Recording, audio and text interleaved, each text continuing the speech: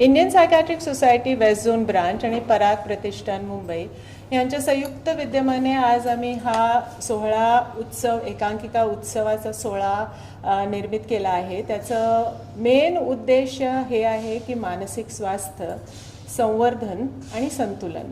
म्हणजे आपण बघतोय की मानसिक स्वास्थ्याकडे जनजागरूकता ही होत नाही आणि लोक आपल्या मानसिक स्वास्थ्याकडे बघत नाही. तर कुठेतरी हा संदेश पोचला पाहिजे लोकांपर्यंत की स्वतः आपल्या मानसिकतेकडे बघा आणि वेळोवेळी समुपदेशन किंवा निदान करून घ्या आणि त्याबरोबर सक्षम व्हा. ही समस्या आली असं तुम्हाला केव्हा जाणवलं, असं तुम्हाला का वाटलं की ह्या समस्येबद्दल बोलायला हवं? बरं, ही समस्या आपल्या देशात अनेक वर्षांपासून आहे. त्याबरोबर आपल्या देशात अनेक गैरसमजुती प्रचलित आहेत. त्यामुळे काय होतं की लोकांना वाटतं की मानसोपचार तज्ज्ञाकडे न जाता आपण बुवा बावाकडे जाऊन आपला हा जो त्रास होतोय ना त्याचं समाधान करून घ्यायला पाहिजे. मग त्यामुळे मानसिक आजार वाढतात, विकृती वाढतात आणि आपल्या देशात बघितलं गेलं तर जवळजवळ 200 मिलियन लोक आजच्या तारखेमध्ये मानसिक रोगाने त्यांना बाधा झालेली आहे आणि त्यात मुख्य प्रमाणात नैराश्य आहे, चिंता आहे आणि व्यसन आहे. तसंच मुलांमध्ये अनेक प्रकारच्या विकृतीसुद्धा आता दिसून येत आहेत. त्यात मेन म्हणजे मोबाईल ॲडिक्शन हे दिसून येतं आहे, पॉर्न ॲडिक्शन येतं आहे आणि मुलांमध्ये आत्ता कॅनॅबिस म्हणजे गांजा ह्याचं प्रमाण फार वाढलेलं दिसतं आहे. तर हे सगळे मनोविकार आहे हे लोकांना माहीत नाही आणि ह्याच्यावर उपचार आहे हेही माहीत नाही. तर कुठेतरी हे त्यांच्यापर्यंत पोचवायचं आहे की लक्ष द्या तुम्ही आणि वेळेत उपचार करून घ्या.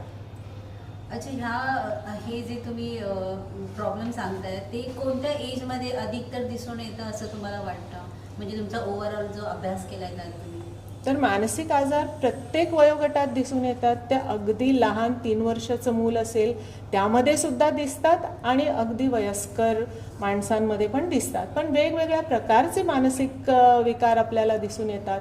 मुलांमध्ये आकांड तांडव म्हणा, चंचलता म्हणा, का बौद्धिक क्षमता कमी असल्याचे दिसून येते. तसेच व्यसन हल्ली दिसून येते का मुलांमध्ये खूप जास्त आक्रमक झाली आहेत मुलं हे दिसून येतात. 18 ते 30 वर्षाच्या मुलांमध्ये नैराश्य येतं. आत्महत्याचे प्रमाण आपल्या देशात खूप प्रमाणात आहे. म्हणजे प्रत्येक सेकंदाला आत्महत्या होते आणि आपल्या देशाचं हे आहे की 12 on 1 lakh पॉप्युलेशन आहे, वेअरएज global average is 9 on 1 lakh. तर आपला देश ह्याच्यामध्ये सुद्धा पुढे आहे आणि कुठेतरी ह्याची जागरूकता झाली पाहिजे आणि आत्महत्या प्रिव्हेंट करता येते. त्यासाठी त्याचं वेळेत निदान होऊन त्याचा उपचार झाला पाहिजे. तर 18 ते 25 वयात तुम्हाला नैराश्य, चिंता, अनेक प्रकारचे सामाजिक ताण असू शकतात, वैयक्तिक ताण असू शकतात, रिलेशनशिप प्रॉब्लेम्स आहेत. तर हे सगळे प्रॉब्लेम्स आपल्याला ह्या वयोगटात दिसतात आणि जसे मिड लाईफ क्रायसिस म्हणतो 40 नंतर ते प्रॉब्लेम्स येतात. मग म्हातारपणात आपल्याला डिमेन्शिया, नॉर्मल एजिंग काय आहे का, आपल्याला कुठेतरी एक पार्टनर हरवल्यावर एक जो बर्डन येतो ते सगळे प्रॉब्लेमसुद्धा आपल्याला दिसून येतात. आणि आत्ता आपलं जसं लाईफस्टाईल चेंज झालं आहे आणि सगळ्यांची वयं वाढलेली आहेत. पण आपल्या देशात असं इन्फ्रास्ट्रक्चर नाही आहे की म्हाताऱ्यांसाठी किंवा बालकांसाठी अशा काही संस्था म्हणा का NGOज म्हणा का असं गव्हर्मेंटकडून आपल्याकडे त्याची योजना एवढ्या प्रमाणात नाही आहे जसं आपण वेस्टर्न वर्ल्डमध्ये बघतो. शिक्षण क्षेत्रामध्ये आपण काही करू शकतो का? जसं लहानपणापासून जसं तुम्ही म्हणता 3 वर्षाच्या मुलापासून वयोवृद्धापर्यंत प्रॉब्लेम्स येतात, तर आपण शिक्षण पद्धतीमध्ये काही बदलाव करू शकतो? काही सजेशन आहे का तुमचं? शिक्षण आपल्याला कुठेतरी आता लाईफस्टाईल, ह्युमन लाईफ मॉडिफिकेशन्सवर आता ॲक्च्युली सगळ्या करिक्युलममध्ये ते इन्क्लूड केलेले आहे आणि ह्याची समजही दिली जाते. पण मला वाटतं लैंगिक शिक्षण हे कुठेतरी आपल्या करिक्युलममधून मिसिंग आहे आणि हल्ली वाढलेल्या जे आपण सगळ्या समस्या बघतो आणि पॉक्सो जे आपल्या देशात आता लॉ आलेला आहे आणि तो लागू पडतो आणि ह्या वयात पौगंड्य अवस्थेत नॉर्मली हॉर्मोनल इन्फ्लुएन्समुळे भावनाही वाढतात आणि हे प्रकरण जास्त वाढतं आहे. तर ह्याची कुठेतरी माहिती त्या मुलांना त्या वयोगटात दिली पाहिजे, ती पालकांकडून पण गेली पाहिजे, तसंच शाळेतून सुद्धा ती गेली पाहिजे. त्याबरोबर व्यसनाबद्दल सुद्धा माहिती दिली पाहिजे. आपण माहिती दिली म्हणजे मुलं ते करतील असं नाही आहे, पण त्यांना आपण सावध करतो, त्यांना दुष्परिणाम त्यांना आपण जेव्हा सांगतो ॲटलिस्ट ते सावध होतात. So all these kind of changes are necessary in our school education. हल्लीच तुम्ही कालच बघितलं आहे की त्यांनी नियम बदललेत आणि आता प्रायमरी मुलांना आपण 9 वाजता शाळा सुरू करणार आहोत. उत्तम निर्णय आहे, कारण हल्ली मुलं फार उशिरा झोपतात, म्हणजे ते 12 किंवा 1 किंवा 2 वाजता झोपतात आणि सकाळी 7च्या शाळेला जातात. तर झोप ही फार महत्त्वाची आहे कोणाचंही डेव्हलपमेंट होण्यासाठी. मॅडम इथे मैम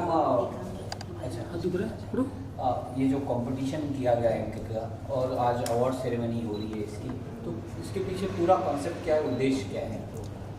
तो मैं अभी प्रेसिडेंट हो गई हूँ Indian psychiatric society west zone branch की, और ये मेरा ऑब्जेक्टिव रहा है कि मैं कम्युनिटी अवेयरनेस, पब्लिक एजुकेशन की तरफ पूरा जो मेरा ये साल है उसमें गंवा दूँ और एटलीस्ट लोगों को ये जानकारी दूँ कि मानसिक बीमारी क्या होती है, उसके लक्षण क्या होते हैं. इसलिए हमने थिएटर का ये मीडियम चूज़ किया है, बिकॉज़ थिएटर एकदम पावरफुल मीडियम है, उससे वो लोगों तक पहुंचता है और जो भी सिचुएशन दिखाई जाती है people feel that it is happening in their homes. तो उसका उद्देश्य यही था कि हम लोगों तक ये बात पहुंचाए कि मानसिक स्वास्थ्य के तरफ आप देखो. सिर्फ शारीरिक स्वास्थ्य उतना ज़रूरी नहीं है, अगर मानसिक स्वास्थ्य नहीं रहेगा तो वो शरीर भी कभी कभी काम का नहीं रहता है. तो जब तक आपका कॉन्फिडेंस, आपका सेल्फ एस्टीम और आप खुश नहीं रहते हैं, आप कोई भी क्रिया करने में सफल नहीं होते हैं. तो इसलिए ये विश्वास लोगों में दिलाना है कि अगर मानसिक स्वास्थ्य बिगड़ा है तो उसे हम ठीक भी कर सकते हैं और उसके बहुत सारे उपाय हैं. तो ये उन्हें पता लगना चाहिए और इस माध्यम का इस्तेमाल हमने इसलिए किया है और हमें बहुत खुशी हो रही है कि हमको बहुत अच्छा रिस्पांस मिला और बहुत सारे थिएटर ग्रुप्स आ गए ये परफॉर्म करने में. ये पहली बार हो रहा है कि हम मेंटल हेल्थ ऐसा थीम लेके 1 एक्ट ड्रामा कंपटीशन कर रहे हैं. आज का जो ये प्रोग्राम था, जो एकांकिका उत्सव जिसे बोला गया था, जिसमें एकांकी जो अपने मनोव्यापार पे जो बेस्ड हैं, ऐसे एकांकी यहाँ पे प्रस्तुत की गई थी. और इंडियन साइकियाट्रिक सोसाइटी और पराग प्रतिष्ठान, इन दोनों संस्थान ने मिलके ये पूरे महाराष्ट्र से इनको बुलाया गया था और पूरे महाराष्ट्र से कोल्हापुर, नासिक, लातूर, बहुत सारी जगह से लोग आकर इस विषय पर कुछ कहना चाहते थे और ऐसी एकांकिकाएँ यहाँ पे प्रस्तुत की गई. और मुझे इस बात की बहुत खुशी है कि मैं यहाँ पे जज के तौर पे इनके साथ शामिल हुई थी, क्योंकि हमारे पूरे समाज में, हमारे भारतीय समाज में मनोविकारों को लेके बहुत ही अलग सी धारणाएं बनी हुई हैं. जैसे कि अगर कोई ऐसा बच्चा घर में होता है तो उसको पहले तो तंत्र मंत्र से या किसी अलग तरीके से उनको ठीक करने का ठेका लोग लेते हैं, घर के जो बड़े बुजुर्ग रहते हैं वो. लेकिन जैसे कि हम हमारे शारीरिक तौर पे जैसे हमको कोई प्रॉब्लम होती है, जैसे खांसी होती है, सर्दी होती है या कोई फ्रैक्चर होता है, तो जैसे हम लोग डॉक्टर के पास जाते हैं उस तरीके से मनोवैज्ञानिकों के पास या वो जो उपचार होते हैं उनकी तरफ लोग ज़्यादा जाते नहीं हैं. तो इनको लेके जो गलत धारणाएं हैं उनको अगर दूर करना हो तो इस मंच पे इस तरीके के कुछ नाटक, कुछ एकांकी अगर प्रस्तुत होते हैं, उन्हें लोग देखते हैं, तो उनकी मन की जो ये धारणाएं हैं वो बदलने में सहयोग होगा, ऐसे में मुझे बिल्कुल लगता है. और उस तरीके के बहुत ही सशक्त ऐसी कुछ कहानियाँ आज लोगों ने आज प्रस्तुत की और मुझे बहुत अच्छा लगा. थँक्यू मोठा आणि माझ्या मतानुसार संपूर्ण भारतीय जी काही आमची ॲक्टिव्हिटी चाललेली असते नाटकाची एकांकिकेची, तर हा पहिला उपक्रम असा आहे की मनोरुग्ण म्हणा किंवा ज्याला मानसोपचारांची अत्यंत आवश्यकता आहे असे वेगवेगळ्या प्रकारचे 7 विषय आम्हाला इथे पाहण्यात आले. आम्ही ते पाहिले आणि त्यांचं मूल्यमापन करण्याची आम्हाला पहिल्यांदा संधी मिळाली. या संधीसाठी खरं तर मी मनापासून धन्यवाद व्यक्त करतो आणि अतिशय सक्षम सघन असे आविष्कार नाट्यानुभव आम्हाला पाहायला मिळाले. हा उपक्रम असा चालू राहावा आणि केवळ तो मुंबईपुरता मर्यादित न राहता महाराष्ट्रभर पसरला जावा आणि त्यातून जे काही फायनलसाठी अंतिम फेरीसाठी मंडळं निवडली जावीत आणि त्याचा एक वेगळा आगळा महोत्सव साजरा व्हावा असं प्रामाणिकपणे वाटते. स्तुत्य उपक्रम आम्हाला इथे परीक्षक म्हणून काम करण्याची जी संधी मिळाली त्याबद्दल मनापासून ऋण व्यक्त करतो आणि थांबतो. धन्यवाद. सर 2 परीक्षक थे यहाँ पर, तो बच्चों ने जो परफॉर्मेंस किया उससे क्या यहाँ पे जितने भी परफॉर्मेंस हुए महाराष्ट्र के विभिन्न प्रदेशों से यहाँ पे आए थे लोग और उन्होंने सशक्त ऐसा एकांकी यहाँ पे सादर हुई. हर एक का प्रयास बहुत ही अच्छा था और हर कोई जो कोई सब्जेक्ट दिया था, जो विषय दिया था, तो विषय के बारे में उन्होंने अच्छी तरह सोचा है, अच्छी तरह क्या बोलते हैं उसको, ड्रामा जो है वो ड्रामा अच्छी तरह से प्रेजेंट किया है और बहुत बड़ी उम्मीद है ये लोगों के बारे में कि भविष्य में बहुत कुछ कर सकते हैं और करेंगे. धन्यवाद. नमस्ते, मैं डॉक्टर अमोल देशमुख. मी मराठी घ्यायचं काय? मी डॉक्टर अमोल देशमुख मानसोपचार तज्ज्ञ आहे आणि ह्या स्पर्धेचा एक जज म्हणून मला आज इथे बोलवण्यात आलं आहे.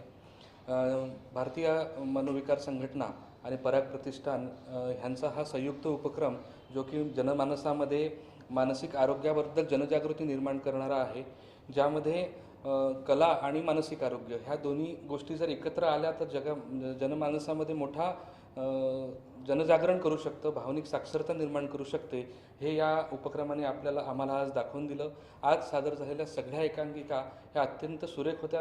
यात सहभागी झालेले सगळे लेखक, दिग्दर्शक, अभिनय करणारे अभिनेते, आयोजक आणि प्रेक्षक ह्यांच्या सर्वांपर्यंत मानसिक आरोग्यापर्यंतची माहिती गेली आणि ह्यांच्या थ्रू मला वाटतं की समाजामध्ये ती पोहोचेल आणि मानसिक समस्यांना, मानसिक आजारांना जो लागलेला कलंक आहे तो नक्कीच ह्या माध्यमातून, ह्या उपक्रमातून कमी होण्याचा प्रयत्न होताना आम्हाला दिसतो आहे. असेच उपक्रम सुरू राहो आणि ह्या उपक्रमासाठी माझ्या खूप शुभेच्छा. धन्यवाद.